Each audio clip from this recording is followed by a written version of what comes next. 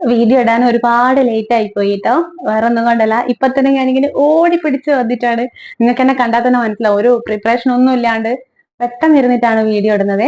എന്തായാലും സമയം വൈകുന്നില്ല, പെട്ടെന്ന് പറയാം. നമ്മൾ കഴിഞ്ഞ ദിവസം ഒരു വീഡിയോ ഇട്ടിട്ടുണ്ടായിരുന്നു. അത് പക്ഷെ ആ ഇരിപ്പിൽ തന്നെ അടുത്ത എപ്പിസോഡ് ഇടാന്ന് പറഞ്ഞിട്ട് പക്ഷെ നടന്നില്ല കേട്ടോ. അപ്പോഴത്തേക്കും മോള് വന്ന് കരച്ചിലായി, അങ്ങനെ അത് എടുക്കാൻ പറ്റിയില്ല. അപ്പൊ ഇന്നാണ് എനിക്ക് അതൊക്കെ ഒന്ന് പറയാനുള്ളൊരു സമയം കിട്ടിയത്. കാര്യം ഇന്നത്തെ വീഡിയോ എന്താന്ന് വെച്ച് കഴിഞ്ഞാല്, നമ്മളിപ്പോ കുറെ പേര് നമ്മൾ ഈ ഒരു ചാനൽ തുടങ്ങിയതിന് ശേഷം പല വിധത്തിലുള്ള കാര്യങ്ങളാണ് നമ്മളോട് ചോദിച്ചുകൊണ്ട് വിളിക്കുന്നത്. അപ്പൊ അതില് കുറച്ച് ആൾക്കാരെങ്കിലും വിളിച്ച് ചോദിച്ചിട്ടുള്ള ഒരു കാര്യം, നമുക്ക് കമന്റ് ബോക്സിലും വന്നിട്ടുള്ള ഒരു കാര്യമാണ്, നമ്മൾ അത്രമേൽ പ്രിയപ്പെട്ട ഒരു വ്യക്തി എങ്ങനെയാണെങ്കിലും നമ്മളെ വിട്ടു പോകുമ്പോ അത് നമ്മൾ എങ്ങനെയാണ് പോസിറ്റീവായിട്ട് എടുക്കേണ്ടത്, അത് നമ്മൾ എങ്ങനെയാണ് മനസ്സിനെ എന്താ പറയാ ആ ഒരു ലെവലിൽ പിടിച്ചു നിർത്തി അഭിനയിക്കാനോ അല്ലെങ്കിൽ നമ്മൾ തന്നെ തരണം ചെയ്ത് അതിനെ അങ്ങനെ ആക്കി വിശ്വസിപ്പിക്കാനോ ശ്രമിച്ചു കഴിഞ്ഞാൽ, നമ്മളിപ്പോ ഒരാൾ നമ്മളെ വിട്ടുപോയി, അപ്പൊ അതിനെ നമ്മള് ഞാൻ ഇങ്ങനെയാണ് നിൽക്കേണ്ടത് എന്ന ബോധത്തോട് കൂടിയിട്ട് ഞാൻ ഇനി സങ്കടപ്പെടുന്നില്ല അങ്ങനെയൊന്നും വിചാരിച്ചാല് നമുക്ക് അത് എത്രത്തോളം അങ്ങനെ നിൽക്കാൻ പറ്റും? കാരണം നമ്മളെ മനസ്സല്ലേ, സങ്കടം ഉള്ളിലുണ്ടാവും. അപ്പൊ അത് സങ്കടപ്പെടാതെ പൂർണ്ണമായിട്ടും സന്തോഷത്തോടു കൂടി അതിനെ സ്വീകരിക്കാൻ എന്താണ് ചെയ്യാന്നുള്ളത്. അപ്പൊ ഇത് പറയുന്നത് ഞാൻ എന്റെ അനുഭവമാണ് പറയുന്നത്. അതിപ്പോ എല്ലാവർക്കും അങ്ങനെ ആവണമെന്നൊന്നുമില്ല, അതാണ് ശരിയെന്നുമില്ല. ആദ്യമേ പറയാണ്, ഇത് ഞാൻ എന്റെ ഒരു എക്സ്പീരിയൻസ് ഇവിടെ ഷെയർ ചെയ്യാണ്. ഇത് പ്രത്യേകമായിട്ട് ഞാൻ ഈ വീഡിയോ ഡെഡിക്കേറ്റ് ചെയ്യാന്ന് പറയാ, ഇത് ഒരിക്കലും ഞാൻ സ്വപ്നത്തിൽ വിചാരിച്ചിട്ടില്ല. ഇങ്ങനെ ഒരു കാര്യം ഞാൻ ഒരിക്കലും വീഡിയോ ആയിട്ട് ഒരാളോട്, കുറച്ച് ആൾക്കാരോട് ഇങ്ങനെ പറയുന്നോ ഒന്നും ഞാൻ സ്വപ്നത്തിൽ വിചാരിക്കാത്തൊരു കാര്യം. പക്ഷെ ഇപ്പൊ അത് പറയേണ്ടി വന്നത്, ഇതിലിപ്പൊ പറയാൻ പോകുന്ന കാര്യങ്ങള് ആദ്യമേ ഞാനൊരു മുൻകൂർ ജാമ്യം പോലെ എടുക്കാനേ. ഇതിലിപ്പൊ പറയാൻ പോകുന്ന കാര്യങ്ങളൊന്നും അത് എല്ലാവരും അംഗീകരിക്കണം, ഇതാണ് ശരി, ഇത് വിശ്വസിക്കണം എന്നല്ല ഞാൻ പറയുന്നത്. എന്റെ അനുഭവം അത് ഞാൻ ഇവിടെ ഷെയർ ചെയ്യാണ്. കാരണം എന്നോട് പലരായിട്ടും അടുത്തിടപഴകി സംസാരിക്കുമ്പോൾ എന്റെ അടുത്ത് പലപ്പോഴും പറഞ്ഞിട്ടുണ്ട്, ഇതുപോലെയൊക്കെ ഒന്ന് ചിന്തിക്കാൻ പറ്റിയിരുന്നെങ്കിൽ എപ്പോഴേ മനസ്സിന് സമാധാനം കിട്ടിയേനെ എന്ന് പറഞ്ഞ കുറെ കാര്യങ്ങൾ. അതല്ലാതെ ഈ വീഡിയോ ശരിക്കും ഡെഡിക്കേറ്റ് ചെയ്യാന്ന് വേണമെങ്കിൽ പറയാം. എന്താന്ന് വെച്ചാ, എന്റെ അധ്യാപകൻ, നമ്മള് ഹൈസ്കൂളിൽ പഠിച്ച സമയത്തുള്ള മ്യൂസിക് ടീച്ചർ ആയിരുന്നു ഗംഗാധര മാഷ് എന്ന് പറയും. അപ്പോ സാർ ഇപ്പൊ ഇല്ല, സാർ ഇന്ന് ഈ ഭൂമിയിൽ ഇല്ല. അപ്പോ സാറിന്റെ മോളും നമ്മളെ കൂടെ തന്നെയാ പഠിച്ചത്. നിസരി എന്നായിരുന്നു ഞങ്ങളെ കൂടെ പഠിക്കുന്ന സമയത്ത് അവളുടെ പേര്. പക്ഷെ ഇപ്പൊ ആളെ പേര് ഉമാനന്ദ എന്നാണ് കേട്ടോ. ഉമാനന്ദ ആള് ചില്ലറക്കാരി എന്നല്ല, നല്ല കലാകാരിയാണ്. പാട്ടാണ് മെയിൻ. അതേപോലെ തന്നെ ഒരു കുഞ്ഞു മൂവിയൊക്കെ എടുത്തിട്ടുണ്ട് കേട്ടോ. അപ്പൊ അവക്ക് ഈ അച്ഛൻ അങ്ങോട്ട് പോയ സമയത്ത് ഇത്രയും വർഷമായിട്ടും അത് മനസ്സിനെ പറഞ്ഞ് ഒരു സമാധാനിപ്പിക്കാൻ അവക്ക് പറ്റുന്നില്ല.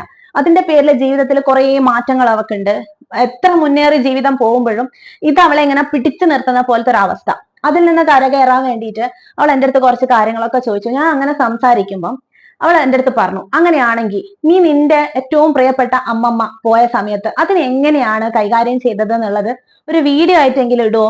അങ്ങനെ ആവുമ്പം അവക്ക് തന്നെ അറിയാം. ഇപ്പൊ നമ്മളൊരവസ്ഥയിൽ എത്തുമ്പോഴാണ് അതുമായിട്ട് സാമ്യപ്പെട്ട ആൾക്കാരെ നമ്മൾ കണ്ടുപിടിക്കുക അല്ലെ, അതൊക്കെ നമ്മളിലേക്ക് വന്നു ചേരുക, അങ്ങനെയാണല്ലോ. അപ്പൊ അവള് പറഞ്ഞു, നീ അത് ഇടുവാണെങ്കിൽ ഒരുപാട് പേരുണ്ട് നമ്മളെപ്പോലെ അവളെപ്പോലെ സങ്കടപ്പെട്ടിരിക്കുന്ന കുറെ പേരുണ്ട്. അപ്പൊ അവർക്കൊക്കെ അതൊരു ആശ്വാസമായിരിക്കും. നീ അതൊരു വീഡിയോ ആയിട്ട് ചെയ്യോ? എനിക്കിപ്പോ ഒറ്റയ്ക്ക് പറഞ്ഞു തരുന്ന സമയത്ത് എനിക്ക് മാത്രല്ലേ മാറ്റം ഉണ്ടാവുള്ളൂ എന്നും പറഞ്ഞു.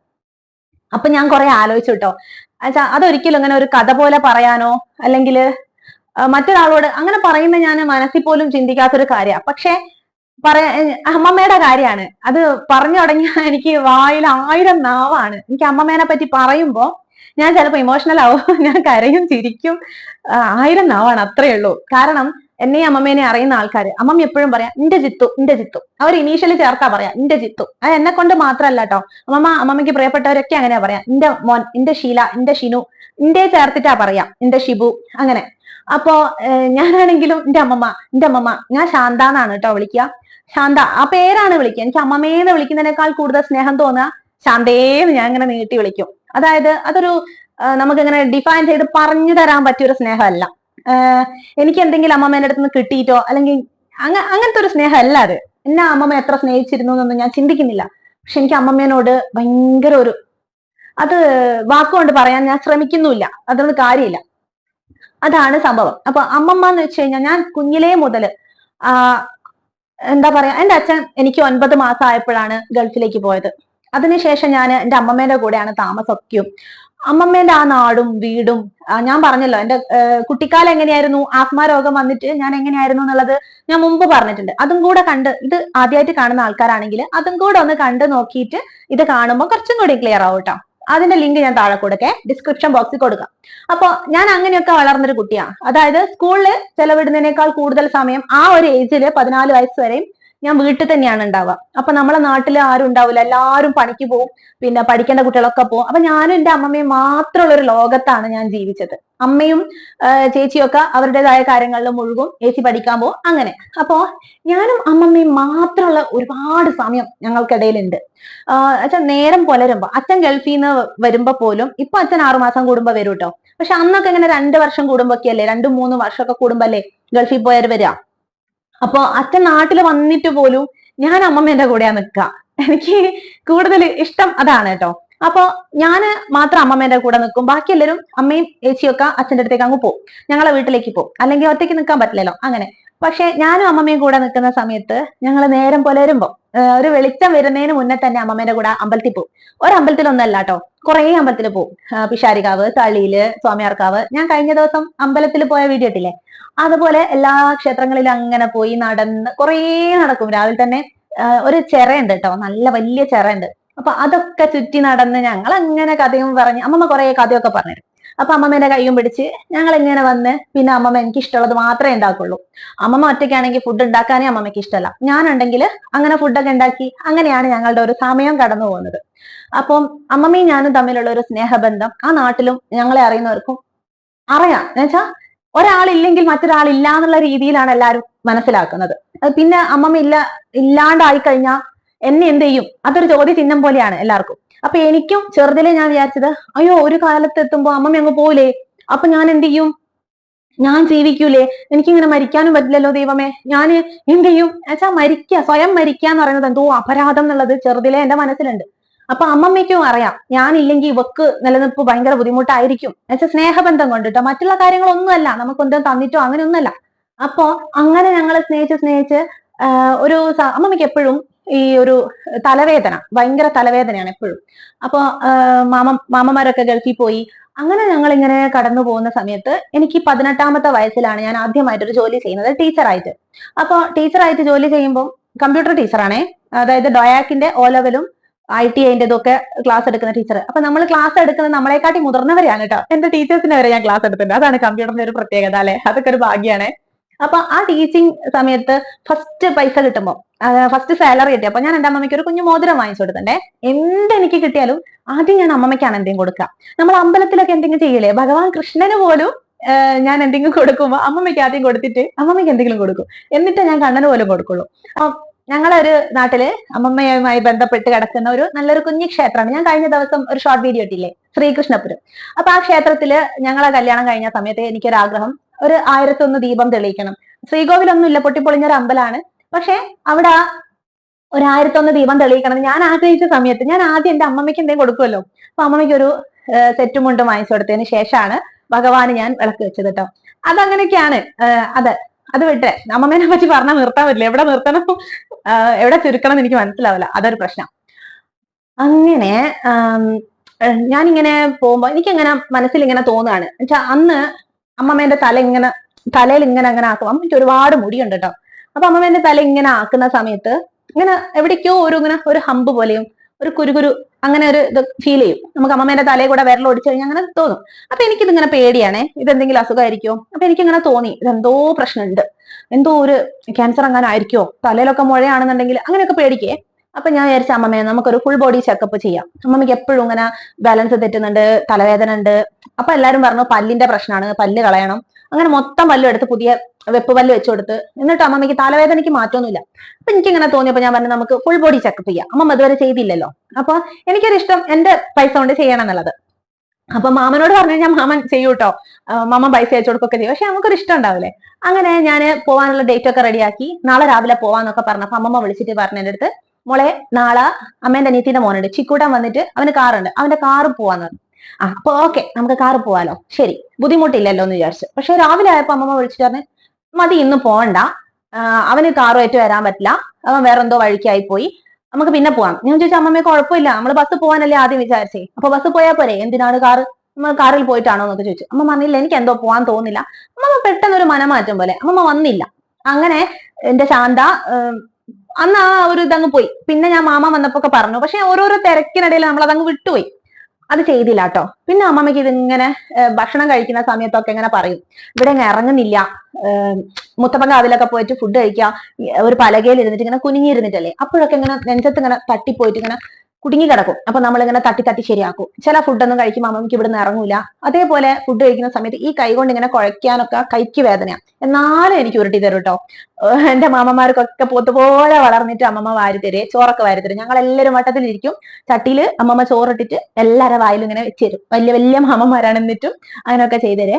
അപ്പൊ അമ്മമ്മയ്ക്ക് ഇങ്ങനെ കൈ വെച്ചിട്ട് കഴിക്കാൻ പറ്റുന്നില്ല, അങ്ങനത്തെ ബുദ്ധിമുട്ടൊക്കെ അമ്മമ്മ എപ്പോഴും പറയേ. അപ്പൊ ഞാനിങ്ങനെ വിചാരിക്കും, ഈശ്വരാ ഇതൊക്കെ എന്തിന്റെങ്കിലും ലക്ഷണങ്ങളായിരിക്കോ, അതൊരു പേടി ഉണ്ടാവില്ലേ നമ്മളെ മനസ്സിൽ. അതിനുശേഷം പിന്നീട് അപ്പൊ ഞാനിങ്ങനെ വിചാരിച്ചേ എന്തെങ്കിലും പ്രശ്നം ഉണ്ടാവോ, അങ്ങനെ പേടിയാവാൻ തുടങ്ങി. പിന്നെ ഒരു സമയം എത്തുമ്പോഴത്തേക്കും അമ്മമ്മയ്ക്ക് പനി വന്ന് വയറ്റൊന്നും പോകുന്നില്ല, ആ ബുദ്ധിമുട്ടൊക്കെ ആയി. അപ്പൊ അത് കുറേ 3 മാസത്തോളൊക്കെ ഇങ്ങനെ പനി മാറുന്നില്ല. അപ്പൊ ഞങ്ങൾ തൊട്ടടുത്തുള്ള ഹോസ്പിറ്റലാണ് കാണിച്ചത്. കണ്ണിന്റെ ഒരു പ്രശ്നം വന്ന്, അപ്പൊ കണ്ണിന് തിമിര ശസ്ത്രക്രിയ ചെയ്ത് ലെൻസൊക്കെ മാറ്റി ആ ട്രീറ്റ്മെന്റിൽ ഇരിക്കുക. അപ്പൊ തന്നെയാണ് പിന്നെ ഇങ്ങനെ പനി മാറുന്നില്ല. അപ്പൊ ഡോക്ടറെ കാണിച്ച് നമ്മളെ വീടിനടുത്തുള്ള ഒരു ഹോസ്പിറ്റൽ ഉണ്ട്, അശ്വിനി ഹോസ്പിറ്റല്, ഭാസ്കരൻ ഡോക്ടർ. നമ്മളൊക്കെ പണ്ടേ അറിയുന്ന ഒരു ഡോക്ടറാണ്. ആ ഡോക്ടർ കാരനാണ് എന്റെ ജീവിതത്തിൽ കുറെ നല്ല കാര്യങ്ങൾ സംഭവിച്ചത്. അപ്പൊ ആ ഡോക്ടർ അങ്ങനെ വേണ്ടാത്ത നല്ലൊരു ഡോക്ടറാ, കൂടുതൽ പറയുന്നില്ല. അപ്പൊ ആ ഡോക്ടർക്ക് ഒരു ഡൗട്ട് വന്നു. അപ്പൊ ഡോക്ടർ ഇങ്ങനെ ടെസ്റ്റിനൊക്കെ എഴുതി തന്നു, മാറ്റി കാണിക്കാൻ വേണ്ടി പറഞ്ഞു. അപ്പൊ പിന്നെ എല്ലാരും മൈൻഡും ഈ ഒരു റൂട്ടിലേക്ക് ഇങ്ങനെ വന്നു. പിന്നെ ടെസ്റ്റും കാര്യങ്ങളൊക്കെ ചെയ്ത സമയത്ത് ലാസ്റ്റ് ബയോപ്സി ടെസ്റ്റും എല്ലാം ചെയ്ത് അപ്പോഴത്തേക്ക് അമ്മ അങ്ങനെ പനി വന്ന് തീരെ വയ്യ എന്നൊരവസ്ഥയിലെത്തി. അപ്പൊ ഇക്ര ഹോസ്പിറ്റലിൽ കൊണ്ടുപോയി. അവിടെ നിന്നാണ് കൺഫേം ചെയ്യുന്നത്, ഓക്കെ ഇത് ക്യാൻസർ ആണ് എന്നുള്ളത് കൺഫേം ചെയ്യുന്നത് അവിടെ നിന്നാണ് കേട്ടോ. അവിടുന്ന് അത് ചെയ്ത് ഞാൻ തന്നെയാണ് ഉള്ളിൽ കയറി, ഞാനും മാമന്മാരും ഒക്കെ കൂടെ ഉള്ളിൽ കയറി. അമ്മമ്മ പുറത്തിരിക്കുകയാണ്. അപ്പൊ ഉള്ളിൽ കയറി ഇത് സംസാരിച്ചപ്പോ എനിക്ക് തോന്നി, ഇത് അമ്മമ്മ അറിയരുത്, അമ്മമ്മേനോട് പറയണ്ട. നമ്മളെല്ലാരും കൂടെ തീരുമാനം അമ്മമ്മ അറിയണ്ട. അമ്മമ്മയ്ക്ക് എപ്പോഴും ഒരു BP ഷുഗർ ഒക്കെ ടെസ്റ്റ് ചെയ്യുമ്പോൾ പറയും, എനിക്കൊരു പ്രശ്നമില്ല, എനിക്ക് ഒരു കുഴപ്പമില്ല, എനിക്കൊന്നുമില്ല, എന്റെ ഇതൊക്കെ റെഡിയാണ്. സംഭവം റെഡിയാണ് കേട്ടോ. അമ്മമ്മയ്ക്ക് BP ഇല്ല, ഷുഗർ ഇല്ല, കൊളസ്ട്രോൾ ഇല്ല, അങ്ങനത്തെ ഒരു പ്രശ്നമില്ല. അതിൽ ഭയങ്കര കോൺഫിഡൻസ് ആണ് അമ്മമ്മയ്ക്ക്. ഈ പനി വന്ന് കിടക്കുമ്പോഴും അമ്മമ്മയ്ക്ക് പണിയെടുക്കണം, ഇങ്ങനെ പണിയെടുക്കണം. അമ്മമ്മ പനിച്ച് കിടക്കുന്ന സമയത്ത് മഴക്കാർ ഇങ്ങനെ വരുമ്പോൾ ഞങ്ങളെല്ലാം തിരക്ക് പിടിച്ച് കളിക്കുക, സംസാരിക്കുകയൊക്കെ ചെയ്യുമ്പോൾ അമ്മമ്മ വിളിക്കും, നോക്ക് മുറ്റത്ത് വിറക് ഇട്ടിട്ടുണ്ട്. ഇതൊക്കെ കിടക്കുകയാണെങ്കിൽ ശ്രദ്ധിക്കും, മുറ്റത്ത് വിറക് ഉണക്കാട്ടിട്ടുണ്ട്, ഇങ്ങനെ മഴ വരുന്നുണ്ട്, നിങ്ങൾ എടുക്കുക എന്ന് ഇങ്ങനെ പറയുന്നുണ്ട്. അപ്പൊ ഞാൻ നോക്കുമ്പോ മഴക്കാറൊന്നുമില്ല, അമ്മ എന്തോ പറയാം എന്ന് വിചാരിച്ച്. പക്ഷെ പെട്ടെന്ന് മഴ പെയ്ത് ഞാൻ ഓടിപ്പോയപ്പോ വിറക് കാണാനില്ല. ഈ പനിച്ചടക്കുന്ന അമ്മമ്മ ആ വിറകെടുത്ത് റെഡിയാക്കി വെച്ചു. നിങ്ങളോടൊന്നും പറഞ്ഞിട്ടൊരു കാര്യമില്ല, എനിക്കറിയാതെ നനഞ്ഞു പോകും. ആ അമ്മമ്മയ്ക്ക് എത്ര വയ്യെങ്കിലും പണിയെടുക്കണം, ആ ഒരു മൈൻഡ് സെറ്റ് ആണ്. അപ്പൊ തീരെ വയ്യായത് ഇഷ്ടമല്ല, പനിച്ചിങ്ങനെ കിടക്കുക അല്ലെങ്കിൽ വയ്യ എന്ന് പറഞ്ഞിരിക്കുന്നത് എന്തോ ഒരു കുറച്ചില് പോലെയോ എന്തോ ഒരു പ്രശ്നമാണ് അമ്മമ്മയ്ക്ക്. അപ്പൊ ഞാൻ വിചാരിച്ച അമ്മമ്മ ഇത് അറിഞ്ഞു കഴിയുമ്പോൾ ഭയങ്കര പ്രശ്നമായിരിക്കും. മാത്രമല്ല അമ്മമ്മേന്റെ ഒരു ശീലം എങ്ങനെയാ വെച്ചാൽ എപ്പോഴും നല്ല വൃത്തിയിലാണ് നടക്കുക. എന്താ പറയാ, എവിടെയെങ്കിലുമൊക്കെ പോയിട്ട് വന്നു കഴിഞ്ഞാൽ സാരിയൊക്കെ അഴിക്കുമ്പോൾ നിലം തൊടാതെ ഇങ്ങനെ അഴിച്ചെടുത്തിട്ട് അതാലെ പോയിട്ട് അലക്കി അയലിലിട്ടിട്ട് അത് മടക്കി ഒരു സെറ്റായിട്ട് പ്ലാസ്റ്റിക് കവറിലിട്ടിട്ട് ഇങ്ങനെ തട്ടാക്കി അങ്ങനെയൊക്കെയാണ് അമ്മമ്മ വെക്കുക. അമ്മമ്മേന്റെ ഡ്രസ്സൊക്കെ എന്ന് വെച്ച് കഴിഞ്ഞാൽ എപ്പോഴും നല്ല കംഫർട്ടൊക്കെ മുക്കി ലൈറ്റ് കളർ സാരി അങ്ങനത്തെ ഒരു ആളുണ്ടാവില്ലേ, അങ്ങനെ ഏതെങ്കിലും ബ്ലൗസ് ഏതെങ്കിലും സാരി അങ്ങനെയൊന്നുമല്ല, എപ്പോഴും കാണുന്ന സമയത്ത് നല്ല ഐശ്വര്യമുള്ള ഒരു അമ്മമ്മയായിരിക്കും, ഒരു ചന്ദനമൊക്കെ തൊട്ട് അങ്ങനെയാണ്. അപ്പോ അമ്മമ്മേനോട് ഇത് പറയുന്ന സമയത്ത് അമ്മമ്മയ്ക്ക് അത് താങ്ങാൻ പറ്റില്ല എന്ന് ഉറപ്പായതുകൊണ്ട് ഞങ്ങൾ പറയുന്നില്ല എന്ന് തീരുമാനിച്ചു. പക്ഷേ ഇത് എങ്ങനെ മുന്നോട്ട് കൊണ്ടുപോകണം എന്നുള്ളതൊരു വലിയൊരു വിഷയമായി. അപ്പൊ ആ ഡോക്ടർ ഞങ്ങളടുത്ത് പറഞ്ഞു, മെഡിക്കൽ കോളേജിലാണ്, പക്ഷെ കിഡ്നിക്ക് ബാധിച്ചിട്ടുണ്ട് ഇത്. അപ്പോ കിഡ്നിക്കും ക്യാൻസറിനും കൂടിയിട്ടുള്ള ട്രീറ്റ്മെന്റ് കിട്ടണം എന്നുണ്ടെങ്കിൽ നിങ്ങൾ മെഡിക്കൽ കോളേജിൽ കൊണ്ടുപോകണം. അതല്ലെങ്കിൽ തിരുവനന്തപുരത്തോ അല്ലെങ്കിൽ മലബാർ മെഡിക്കൽ കോളേജോ അവിടെ എവിടെയെങ്കിലും ആണെന്നുണ്ടെങ്കിൽ മനസ്സിലാവും, നമുക്കിത് ക്യാൻസർ സെന്റർ ആണല്ലോ, അപ്പൊ മനസ്സിലാവും. അപ്പൊ ഇത് എന്ത് ചെയ്യണം എന്നുള്ളത് ഉറങ്ങാതിരുന്ന് ആലോചിക്കുകയാണ്. അപ്പോ ഞാൻ വിചാരിച്ചെന്താന്ന് വെച്ചാൽ, എനിക്ക് അമ്മമ്മ വേറെ ആര് പറയുന്നതിനെക്കാട്ടി കൂടുതൽ ഇപ്പൊ ഞാൻ പറയാണ്, അമ്മമ്മ ഇത് ഇരുട്ടാണ് കേട്ടോ എന്ന് പറഞ്ഞു കഴിഞ്ഞാൽ പകലാണെങ്കിൽ അമ്മമ്മ വിചാരിക്കും ഇരുട്ടാണ്, അങ്ങനെ ഒരു വിശ്വാസം ഉണ്ടാവില്ലേ നമ്മളടുത്ത്. അപ്പൊ ഞാൻ വിചാരിച്ചു ഞാൻ എന്ത് പറഞ്ഞാലും എന്റെ അമ്മമ്മ വിശ്വസിക്കും. അപ്പൊ ഞാന് അമ്മമ്മേനോട് ഒരു കഥ ഉണ്ടാക്കി പറയാൻ തീരുമാനിച്ചു. അതായത് എനിക്ക് കുറച്ച് ഡോക്ടർമാര് ഫ്രണ്ട്സ് ഉണ്ട്, അപ്പൊ ഇവര് പറഞ്ഞു തന്നതാന്ന് പറയാലോ. അപ്പൊ ഞാൻ അമ്മമ്മേന്റെ അടുത്ത് പോയിട്ട് പറഞ്ഞു, അമ്മമ്മയ്ക്ക് കിഡ്നിക്ക് സുഖമില്ല. അതായത് എനിക്ക് 13-ാം വയസ്സായ സമയത്ത് കിഡ്നിക്ക് ഒരു ചെറിയൊരു അസുഖം വന്നിരുന്നേ. അതൊരു പിന്നെ നമ്മൾ കുടിക്കുന്ന വെള്ളത്തിന്റെ അളവെടുക്കണം, ഒഴിക്കുന്ന മൂത്രത്തിന്റെ അളവെടുക്കണം, ഉപ്പില്ലാത്ത ഭക്ഷണം കഴിക്കണം, അങ്ങനെയൊക്കെ കുറച്ച് ചിട്ടയിൽ എന്നെ ശുശ്രൂഷിച്ചതൊക്കെ അമ്മയും അമ്മമ്മയൊക്കെ തന്നെയാണ്. അപ്പൊ അതേ അസുഖമാണ് അമ്മമ്മയ്ക്ക് വന്നതെന്ന് ഞാൻ പറഞ്ഞു. അപ്പൊ അമ്മമ്മ അത് മോക്ക് വന്നതല്ലേ, അപ്പൊ എനിക്ക് മാറിയല്ലോ. അപ്പൊ ഞാൻ പറഞ്ഞു അമ്മമ്മയ്ക്ക് വയസ്സല്ലേ, എന്നെക്കാളും 13 വയസ്സല്ലല്ലോ, അമ്മമ്മയ്ക്ക് ഒരു 10-65 വയസ്സായില്ലേ. അപ്പൊ ആ വയസ്സിന്റെ ഒരു ബുദ്ധിമുട്ടുണ്ട്, ചിലപ്പോ 3 മാസം എന്നുള്ളത് 6 മാസമായിരിക്കും മാറാൻ വേണ്ടിയിട്ട്, അല്ലാണ്ട് വേറെ കുഴപ്പമൊന്നുമില്ല. അപ്പൊ അമ്മ പറഞ്ഞു നിന്നെ നോക്കിയത് ഞാനല്ലേ, എനിക്ക് അറിഞ്ഞൂടെ എന്തെല്ലാം ചെയ്യണം എന്നുള്ളത് എന്നുള്ള രീതിയിൽ അമ്മമ്മയ്ക്ക് അതൊരു വിഷയമല്ല. കിഡ്നിക്ക് അസുഖം ഉണ്ടെന്ന് പറഞ്ഞപ്പോ വിഷയമല്ല. അപ്പൊ ഞാന് ഇത് ക്യാൻസർ എന്ന് പറഞ്ഞിട്ട് നമ്മൾ എങ്ങനെ ട്രീറ്റ്മെന്റ് എടുക്കും എന്നുള്ളത് ആലോചിച്ച് കോടിയേരി, അതായത് Malabar cancer centre, Thrissur Thalassery Malabar cancer സെന്ററിൽ കാണിക്കാനാണ് തീരുമാനം എടുത്തത്. പക്ഷെ അവിടെ കൊണ്ടുപോകുന്ന സമയത്ത് അതൊരു ക്യാൻസർ സെന്റർ ആണ്, അവിടെയുള്ള ആൾക്കാരൊക്കെയും ക്യാൻസർ ബാധിച്ചവരായിരിക്കും. അക്കൂട്ടത്തിലേക്ക് അമ്മമ്മ കയറി ചെല്ലും. അമ്മമ്മയ്ക്ക് എഴുത്തും വായനയൊക്കെ അറിയാം. അപ്പൊ അതുകൊണ്ട് പറ്റിക്കാൻ കുറച്ച് മെനക്കെടായിരിക്കുമല്ലോ. അങ്ങനെ ഒരു വല്ലാത്തൊരു മുത്തശ്ശിയും അല്ലാലോ, കുറച്ചൊക്കെ അറിവുള്ള അമ്മമ്മയല്ലേ. അപ്പൊ ഞാന് അമ്മമ്മേനോട് പറഞ്ഞു, അമ്മമ്മേ നമുക്കിപ്പോ ഞാനിപ്പോ സുധീഷ് ഡോക്ടറെ വിളിച്ചിരുന്നു, കൊയിലാണ്ടി താലൂക്ക് ഹോസ്പിറ്റലിലെ ഡോക്ടർ ആയിരുന്നു കേട്ടോ.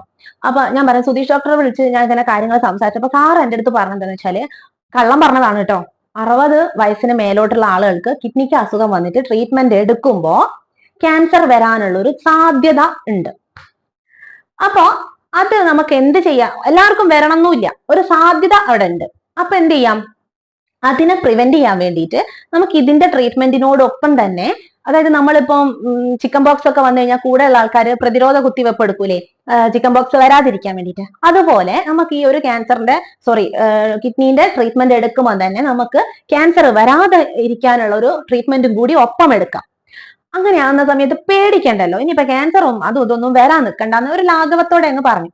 അപ്പൊ അമ്മമ്മ ചോദിച്ച് എന്നിട്ട് എന്തുകൊണ്ടാണ് ഇത്, വേറെ ആരും പറഞ്ഞൊന്നും കേട്ടില്ലല്ലോ, വേറെ ആർക്കും ഇത് ചെയ്യുന്നേ കണ്ടില്ലല്ലോ. അപ്പൊ ഞാൻ പറഞ്ഞ അമ്മമ്മ അതെന്താന്ന് വെച്ച് കഴിഞ്ഞാല്, ഇത് സാധാരണ ഡോക്ടർമാർ ആരുടെ സജസ്റ്റ് ചെയ്യില്ല. കാരണം എന്താ വെച്ചാൽ ഇത് ഈ ക്യാൻസർ വരാതിരിക്കാനുള്ള ട്രീറ്റ്മെന്റ് എടുക്കുക എന്ന് പറയുന്നത് കുറച്ച് എക്സ്പെൻസീവാ. കള്ളം പറയുകയാണെ ഇതൊക്കെ ഞാൻ പറഞ്ഞ ഇത് കുറച്ച് പൈസ ചെലവുള്ള കാര്യമാണ്. അപ്പൊ ആരും അതിന് മുതിരൂല. പിന്നെ ക്യാൻസർ എന്നൊക്കെ കേൾക്കുമ്പോഴത്തേക്ക് ആൾക്കാർക്കൊക്കെ പേടിയാണ്. അപ്പൊ അത് വന്നു എന്നുള്ള വിചാരമൊക്കെ ആയിരിക്കും. അങ്ങനെ ആൾക്കാർ പാനിക് ആവണ്ട എന്നുള്ളത് കൊണ്ട് ഇത് ഡോക്ടേഴ്സ് പലരോടും പറയൂല എന്ന് പറഞ്ഞു. അപ്പൊ അമ്മ പറഞ്ഞു ഓ ശരി അങ്ങനെയാണല്ലേ. അപ്പൊ അമ്മ പറഞ്ഞു വേണ്ട മോളെ, നല്ല ചെലവുള്ള ട്രീറ്റ്മെന്റ് അല്ലേ, അതൊന്നും എടുക്കണ്ട. അപ്പോഴത്തേക്ക് ശിവമാമ വന്നിട്ട് പിന്നെ അമ്മയ്ക്ക് വേണ്ടി ചെലവാക്കിയില്ലേ, പിന്നെ ആർക്ക് വേണ്ടി ചെലവാക്കാനാ, അതൊന്നും വിഷയമല്ല, ചെലവിന്റെ കാര്യമൊന്നും അമ്മ നോക്കണ്ട, നമുക്ക് അവിടെ കാണിക്കാന്ന് പറഞ്ഞ് അങ്ങനെ അവിടെ കൊണ്ടുപോകാൻ തീരുമാനിച്ചിട്ടോ. അപ്പൊ ഞാൻ മുൻകൂട്ടി പറയുകയും ചെയ്തു, അവിടെ പോയി കഴിഞ്ഞാൽ ക്യാൻസറിന്റെ രോഗികളായിരിക്കും ഉണ്ടാവും, അതാണ് ഒരു ബുദ്ധിമുട്ട്, കാണുന്ന സമയത്ത് നമുക്ക് ഭയങ്കര പ്രയാസമായിരിക്കും എന്ന് പറഞ്ഞു. അമ്മ പറഞ്ഞു സാരമില്ല മോളെ, നമുക്ക് നമ്മളെ ആരോഗ്യം കിട്ടാനല്ലേ എന്ന് പറഞ്ഞിട്ട് ഞങ്ങൾ ഹോസ്പിറ്റലിൽ പോകുമ്പോൾ ഞാനും കൂടെ പോകുന്ന സമയത്ത് ആ വളവെത്തിയപ്പം വലിയ ബോർഡ് ഉണ്ട് അവിടെ, മലബാർ ക്യാൻസർ സെന്റർ എന്ന്. അത് കണ്ടപ്പോ എനിക്ക് ഇങ്ങനെ നെഞ്ചടിക്കാണ് കേട്ടോ. കാരണം അമ്മമ്മ അത് കാണുമോ, പക്ഷെ അത് കാണാണ്ട് ഞങ്ങൾ സ്കിപ്പായേ. അവിടെ പോയി ഹോസ്പിറ്റൽ നല്ല കാമൻ ക്വയറ്റാണ് കേട്ടോ, ഒരു ബഹളോ ഒച്ചപ്പാടോ ഒരു വൃത്തിയില്ലായ്യോ ഒന്നുമില്ല. അവിടെ ഒരു പ്രത്യേകത ഉണ്ട്, അത് പോയവർക്ക് മനസ്സിലാവും. ഒരു ഹോസ്പിറ്റലായിട്ട് നമുക്ക് ഫീൽ ചെയ്യൂല. പെട്ടെന്ന് അത്രയും ജനം ഉണ്ട് കേട്ടോ, അത്രയും രോഗികൾ അവിടെ ഉണ്ട്, അത്രയും ക്യാൻസർ പേഷ്യൻസ് ആ ഒരു ഹോസ്പിറ്റലിൽ മാത്രം ഉണ്ട് എന്ന് അറിയുമ്പോൾ തന്നെ നമ്മൾ ഞെട്ടും. അപ്പൊ അവിടെ കൊണ്ടുവന്ന സമയത്ത് ഉള്ളിലൊക്കെ കയറി അവിടെ വെയിറ്റ് ചെയ്യാൻ പറഞ്ഞ് നമ്മളിങ്ങനെ ഇരിക്കാം. അപ്പോ ആദ്യം നമ്മളെ ജീവിതശൈലി എങ്ങനെയാണെന്ന് അറിയാനൊക്കെ ഒരു ഇത് ചെയ്യും. മൾട്ടിപ്പിൾ മൈലോമയാണ് കേട്ടോ അമ്മമ്മയ്ക്ക്, അപ്പോ ബ്ലഡില്. അപ്പോ ഇവിടെ ഇങ്ങനെ ഇരുന്നിട്ട് അവര് നമ്മളെ ജീവിത ശൈലികളൊക്കെ ഇങ്ങനെ ചോദിക്കും. അതൊക്കെ പറഞ്ഞപ്പോ അമ്മമ്മ കുഴപ്പമില്ല, എന്നോടും ചോദിച്ചിട്ടുണ്ടായിരുന്നല്ലോ നീ എന്താ കഴിച്ചത്, കിഡ്നീന്റെ അസുഖത്തിന് പ്രോട്ടീൻ കൂടി പോയിട്ടുള്ള പ്രശ്നമൊക്കെ ഉണ്ടായിരുന്നു. അപ്പൊ അന്ന് അമ്മമ്മയ്ക്ക് അത് ഓർമ്മയുള്ളതുകൊണ്ട് അതൊരു വിഷയമില്ല. പിന്നെ വെയിറ്റ് ചെയ്യാൻ വേണ്ടി പറഞ്ഞു, ഒരു കൗൺസിലിംഗ് ഉണ്ടെന്ന് പറഞ്ഞു.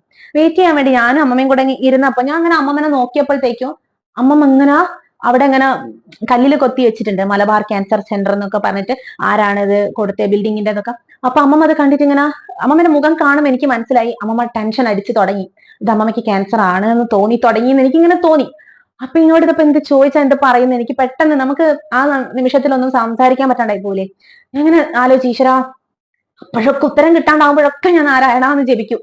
അപ്പൊ ഞാൻ ഇങ്ങനെ ഒരു 2 മിനിറ്റ് ബ്രീത്ത് എടുത്തിട്ട് ഞാൻ ഒന്ന് നാരായണ ചൊല്ലിയപ്പോ എനിക്കൊരു ഐഡിയ വന്നു. ഞാൻ പെട്ടെന്ന് ഫോൺ എടുത്തിട്ട്, അമ്മ എന്റെ അടുത്ത് ഇരിക്കുകയാണ് കേട്ടോ, ഞാൻ ഫോൺ എടുത്തിട്ട് ഞാൻ വേഗം എന്റെ അമ്മേനെ വിളിച്ചിട്ട് ഞാൻ പറഞ്ഞു അമ്മയെ ഞങ്ങൾ ഇങ്ങനെ ഹോസ്പിറ്റലിൽ ഇരിക്കുകയാണ്, ഇവിടെ വന്ന് നോക്കുന്ന സമയത്ത് ഫുൾ ക്യാൻസറിന്റെ ആൾക്കാർ, ഇത് ശരിക്കും ക്യാൻസറിന്റെ ഹോസ്പിറ്റലാണ്, അമ്മമ്മ കേൾക്കാൻ വേണ്ടിയിട്ടാണ് പറയുന്നത്, ഇത് ക്യാൻസറിന്റെ ഹോസ്പിറ്റലാണ്, ഇത് അവിടെ എഴുതി വെച്ചിട്ടുണ്ടല്ലോ മലബാർ ക്യാൻസർ സെന്റർ എന്ന് എഴുതി വെച്ചിട്ടുണ്ട്. അതായത് അമ്മമ്മേനെ ഒളിപ്പിക്കുന്നില്ല എന്ന് തോന്നിപ്പിക്കാൻ വേണ്ടി ചെയ്തതാണ്. അപ്പൊ അമ്മമ്മയ്ക്ക് ഇത് ഇവളും വായിച്ചു ആ ഒരു രീതിക്ക് കിട്ടാം, നിനക്ക് മനസ്സിലാവുന്നില്ലേ. അപ്പൊ ഞാൻ പറഞ്ഞ അമ്മ എങ്ങനെ ഇവിടെ മലബാർ ക്യാൻസർ സെന്റർ എന്ന് എഴുതി വെച്ചിട്ടുണ്ട്, കാണുമ്പോൾ പേടിയാവുന്നുണ്ട്, ഫുള്ള് ക്യാൻസർ പേഷ്യൻസ് ആണ്, എന്നാലും കുഴപ്പമില്ല, നമുക്ക് ഇവിടെ വരാതിരിക്കാൻ വേണ്ടിയിട്ടുള്ളത് ആ കാലം എന്നൊക്കെ പറഞ്ഞ് സംസാരിച്ചപ്പോ അമ്മമ്മ ഇങ്ങനെ ഇരുന്നിട്ട് ഇങ്ങനെ എന്ന രീതിയിൽ ഇങ്ങനെ ആക്കുന്നു. അപ്പൊ എനിക്ക് സമാധാനായിട്ടോ, ആ കടമ്പ കഴിഞ്ഞിട്ടി. എന്നിട്ട് പിന്നെ കൗൺസിലിംഗ് റൂമിലെ അവിടെ വെയിറ്റ് ചെയ്തപ്പോ കുറെ നേരം ഇങ്ങനെ വെയിറ്റ് ചെയ്ത് ഞാൻ ഈശ്വര ഇപ്പൊ കൗൺസിൽ ചെയ്യുന്ന സമയത്ത് ഡോക്ടർ പറയുമല്ലോ പേഷ്യന്റിനോട് ഇന്നതാണ് എന്നൊക്കെ. അപ്പൊ ആ ഡോറില് ചേച്ചി വന്നപ്പോ ഞാൻ ഓടിപ്പോയി ചേച്ചിന്റെ അടുത്ത് പറഞ്ഞ്, ഞാൻ അമ്മമ്മ 1 മിനിറ്റ് ഇപ്പൊ ഇവിടെ ഇരിക്കട്ടോ എന്നിട്ട് ഞാൻ ഓടിപ്പോയി ആ ചേച്ചിന്റെ അടുത്ത്. ചേച്ചിയാണോ നേഴ്സാണോ ഡോക്ടറാണോ എനിക്കറിയില്ലേ, അന്ന് എനിക്ക് ഒന്നും ബോധമില്ല, നമുക്ക് ഒരു വെളിപാടില്ലാത്ത രീതിയിലല്ലേ. അപ്പൊ ഞാൻ ഓടിപ്പോയി ആ ചേച്ചിനോട് ഞാൻ പറഞ്ഞ, അമ്മമ്മ അറിയില്ല, അസുഖം അറിയില്ല, അപ്പൊ അതെന്തെങ്കിലും ചെയ്യാൻ പറ്റുമോ, ഈ കൗൺസിലിംഗ് സ്കിപ്പ് ചെയ്യാൻ പറ്റുമോ, എന്നോട് മാത്രം പറഞ്ഞാൽ മതിയോ എന്നൊക്കെ ചോദിച്ചപ്പോ ആ കുഴപ്പമില്ലടാ, അത് പ്രശ്നമില്ല, നീ ഇന്നാല് കൗൺസിലിംഗ് ഞാൻ സാറടുത്ത് പറഞ്ഞോളാന്ന് പറഞ്ഞു. അപ്പൊ തിരിച്ചു വന്നപ്പോ എന്റെ മുഖത്ത് ഭയങ്കര സന്തോഷം. അമ്മ എന്താ നീ അവരോട് എന്താ പറഞ്ഞേ? അപ്പൊ ഞാൻ പറഞ്ഞു, അമ്മമ്മ അത് ഇവര് കൗൺസിൽ ചെയ്യുന്ന എന്തിനാന്ന് വെച്ചാല് എന്നെ പണ്ട് ചികിത്സിച്ച സമയത്ത് നമ്മളോട് ഇത്ര മൂത്രം ഒഴിക്കുന്നത് അളന്നെടുക്കണം, കുപ്പിയിലെ വെള്ളം എത്ര കുടിച്ചു എന്നുള്ളത് അളക്കണം, എന്ത് ഫുഡ് കൊടുക്കണം, ഈ കുട്ടീനെ കൊതു കുത്താൻ പാടില്ല എന്നൊക്കെ പറഞ്ഞ് എന്നെ ഇങ്ങനെ വലയിലൊക്കെ ഇട്ട് കിടത്തിയില്ലേ.